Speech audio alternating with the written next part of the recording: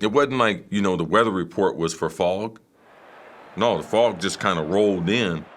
It's not smoke, it's fog. Whatever, it's eerie. There's nobody in the right mind who should have been out there playing. You couldn't see the players. You're in the stadium. You can't even see the field. You can't even see the players, and they're down there playing football. We can't see anything beyond 10 feet from here. That's it. They can see our monitors. This is how we're doing the game. Bizarre thing about it was it's a playoff game. It's winner, moves on, and you go home. Kevin Butler, the lead back to 8. I thought we were a lot better team than the Bears, but we couldn't throw the ball. Goes deep in the fog, and it is incomplete. Cunningham fires the pass, and it is intercepted. It may be intercepted by the Bears. It was 21 years ago today they played the Ice Bowl. This game will forever be known as the Fog Bowl. Maynard, Riggins, Boozer, Castor, these guys just kept getting open, and we kept going downtown. And we hit some touchdowns. Riggins, I can see catching the ball going down there for a touchdown. And I do remember Johnny driving that team back every time we scored. And then it's late in the game, we're 3 points up. And I said, look, these guys think we're going to run the clock out. I said, we go maximum 60, maximum protection, and Castor down the middle. That was the thing, you see.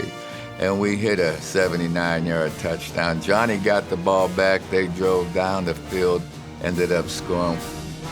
We did the same darn thing, got the ball back on our 20, and Castor caught an 80-yard shot down there.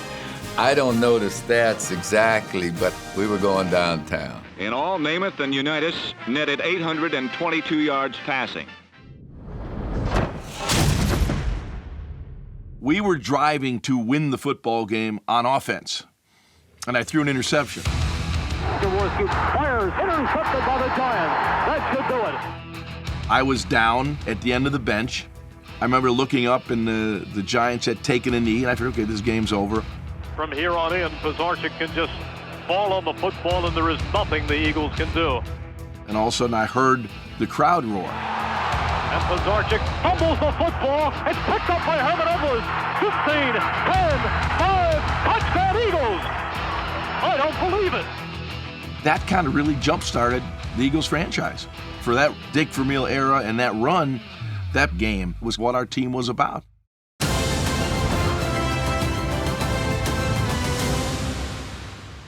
When I think of the 2009 NFC playoff game, I think of the greatest offensive playoff game in the history of the NFL. It was just points after points. Is in touchdown. What a catch for the touchdown. Here we go into overtime, and all you're thinking is, we just got to win the coin toss. The Green Bay Packers will start overtime on offense. That could be the biggest play in the game. Hey, let's go. Turn it out. 3rd and 5 at the 25-yard line of Green Bay. Shotgun snap, Rodgers dropping back, in trouble. Rodgers hit, ball came out. Cardinals have it, Dansby, he's gonna score. Cardinals win, we're going to New Orleans. Carlos Dansby took it away from Aaron Rodgers and took it to the house.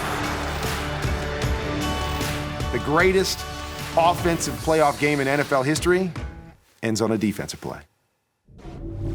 The Packers 27, the 49ers 23.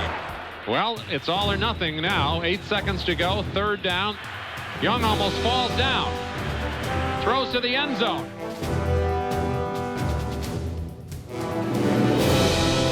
Owen! Caught it! He caught it! I don't believe it! One of the greatest finishes in 49er history! When I look back at Super Bowl X, I was coming off the AFC Championship game and a concussion. My confidence was low.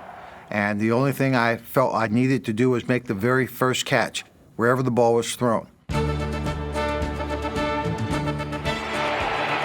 direction of Lynn Swann, caught by Swann.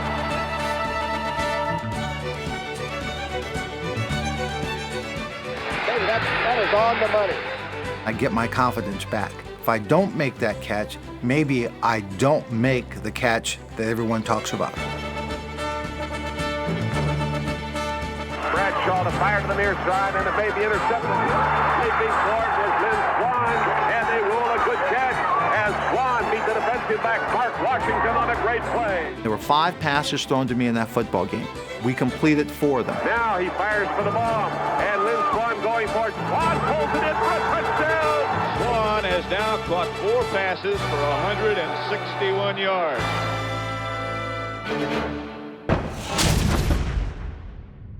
The Packers and Seahawks game.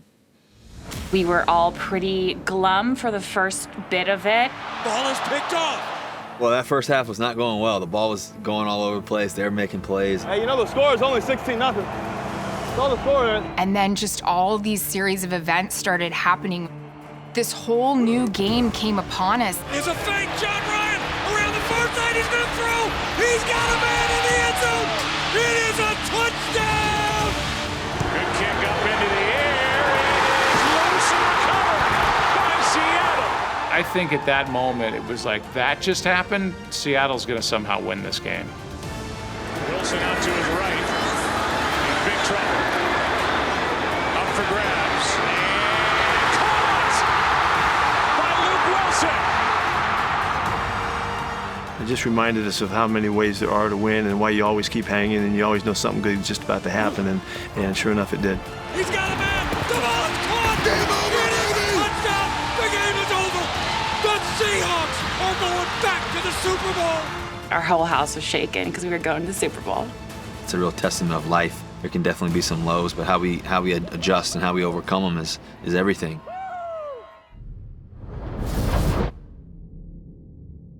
I would say one of the greatest games I've ever seen was the Monday Night Miracle, where the Miami Dolphins played the Jets. Who would have thought the Dolphins would storm into this building and just seize the New York Jets by the throat? I got home, and it was like, oh man, I was going to sit down and watch Monday Night Football tonight. 30-7. And with a whole quarter to go, this game is over.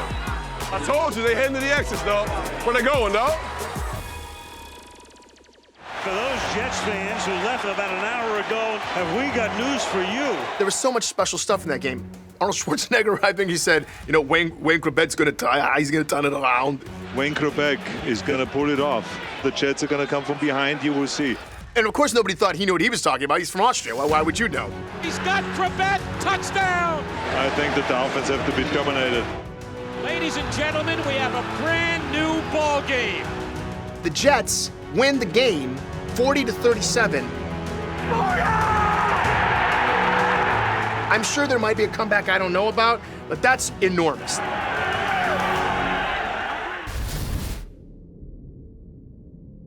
We're tied at 38. A trip to the Super Bowl for the first time since 1976 at stake. 3rd down and 15. We need a few yards. Everybody remembers Favre rolled out on the play that really decided that game. He rolled right and he threw across his body. Brett Favre goes back to pass. He pumps. Intercepted. I can't believe what I'm seeing right now. It's amazing. First of all, he could have run easily and made the first down. And there would have been time, obviously, to stop the clock and to kick a field goal or to at least to attempt the winning field goal. Why do you even ponder passing? I mean, you can take a knee and try a 56-yard field goal. This is not Detroit, man. This is the Super Bowl. Let's go to the Super Bowl, boys, right here. Snap, placement, kick by Hartley, and it is good! It's good! It's good!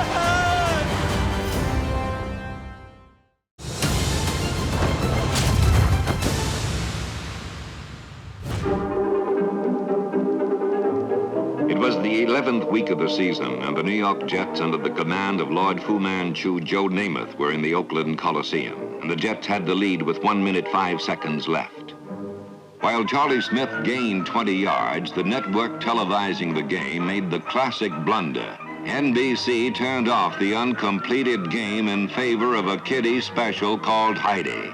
There were 10,000 phone calls of complaint to New York NBC alone. So many, the telephone switchboards blew out their fuses. NBC apologized for the error, but by then, Oakland had scored 2 touchdowns in the last minute. Monica to Charlie Smith. He scores! He fumbles the ball, and Oakland has it for a touchdown. Oakland has scored 2 touchdowns in 9 seconds.